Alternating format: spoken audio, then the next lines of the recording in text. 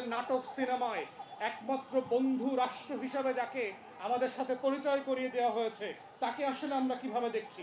বাংলাদেশের একটা ইসলামী দলকে আমি কোনভাবে দেখি আর বিজেপিকে আমি কোনভাবে দেখি? দেখেন, জামাত, খেলাফত, এই যে হেফাজত, ইসলামী দলগুলো, ইসলামিক ক্যারেক্টারগুলো সামনে আসলে আপনার কেমন লাগে?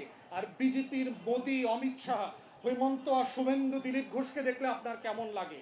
এই কেমন লাগাটার মধ্যে হচ্ছে কালচারাল ফ্যাসিবাদ জড়িয়ে আছে, এবং এইটা বুঝতে না দেওয়ার মধ্য দিয়ে হচ্ছে আমার শত শত বছরের এই মাটির যে লড়াই, ইনকিলাবের লড়াই, আজাদির লড়াইকে ঢেকে দেওয়া হয়েছে।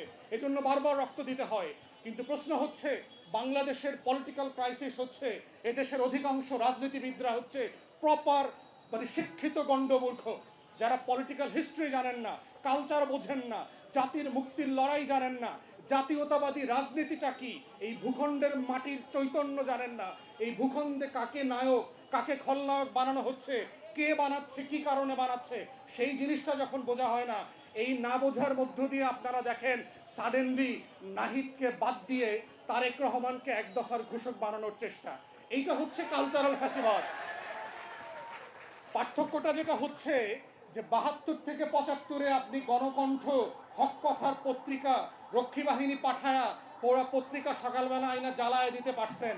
কিন্তু এমন এক জমানায় বাস করছি যেই জমানা থেকে চাইলেই আপনি আরেকজনকে আইনা ঘোষক বানাইতে পারবেন না। আমরা ওই জমানায় নাই। এটা তথ্য প্রযুক্তির জমানা। সোনার বাংলায় ৭২ ফিরে আসবে না। আমরা আগের জমানায় ফিরে যাচ্ছি না। অতএব যেটা সত্য অতটুকু সত্য আকারে রাখেন, তা না হলে দুষ্টামি করে লাভ হবে না। জাদুঘরটা কেন ওপেন করতে দিলেন না? সব পক্ষ মিলে কমিটিতে একমত হয়েছে প্রথম অধিবেশনে যে অর্ডিন্যান্সটা যেভাবে আছে জুলাই জাদুঘরের, এইভাবেই আমরা পাশ করব। জামাত, এনসিপি সব পার্টি একমত হয়েছে। 40 মিনিট আগে, আধা ঘন্টা আগে, without giving any notice to the opposition, 4টা অ্যামেন্ডমেন্ট কেন আনলেন জুলাই জাদুঘর নিয়ে? তাহলে এই যে দেখেন, সংস্কৃত মন্ত্রণালয় কাদেরকে বসিয়েছেন? এই মন্ত্রী প্রতিমন্ত্রীরা কারা? তারা কি জুলাইকে ওন করে? তারা কি জুলাইয়ের পক্ষে কাঁদে? তারা কি জুলাইয়ের শহীদদেরকে ধারণ করে? যদি করতো, তাহলে কেন আপনি ফেলানির যে স্কাল্পচার ছিল, আমাদের যে শাপলার গণহত্যার স্কাল্পচার ছিল, আমাদের যে শত শত আন্দোলন, লড়াই, ভারত বিরোধী সীমান্ত হত্যার বিরুদ্ধে, সেগুলো কেন আপনি জাদুঘর থেকে নাই করে দিলেন? এই নাই করে দেওয়ার দুঃসাহসটা আসে থেকে 2 বছর পেরোয় নাই, এখনই আওয়ামী কালচারাল ফ্যাসিস্টদেরকে দিয়ে আমাদের মন্ত্রী মিনিস্টাররা এক টেবিলে বসে খাচ্ছে, ডিনার করতেছে, পুরস্কার দিচ্ছে, শিল্পকলা একাডেমিতে ওদেরকে দিয়ে কবিতা আবৃত্তি করাচ্ছে। এত সাহস থেকে আসে?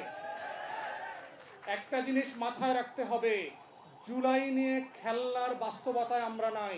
জুলাই নিয়ে যেভাবে কাউকে ব্যবসা করতে দেওয়া হবে না, জুলাইকে নিয়ে খেলাও কাউকে খেলতে দেওয়া হবে না। জুলাই হচ্ছে আমার শত বছরের লড়াইয়ের এক্সটেনশন। অতএব এই লড়াইটা হচ্ছে লড়াইয়ের জায়গা থেকে আমরা লড়বো ইনশাআল্লাহ। এবং জুলাইয়ের সবচেয়ে স্টেক হোল্ডার হচ্ছে বাংলাদেশের কোটি কোটি মানুষ, কোনো দল না, কোনো ব্যক্তি না।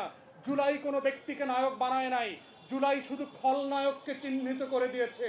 কারা এই রাষ্ট্রের শত্রু, কারা আজাদিকে বারবার নাই করে দিতে চায়, কোন দেশ, কোন বর্গ, কোন কোন ব্যক্তি এবং কোন কোন সত্তা, সেই সত্তাকে চিনবার মধ্য দিয়ে, তাকে লড়াই করবার মধ্য দিয়ে, বিকল্প হাজির করার মধ্য দিয়ে বাংলাদেশের আগামীর বাংলাদেশপন্থী রাজনীতির যে গোড়াপত্তন হয়েছে, এটাই হচ্ছে জুলাইয়ের ভ্যানগার্ড। তারা কালেকটিভলি সারা বাংলাদেশকে নিয়ে আগামী দিনের সেই লড়াইটা করবে।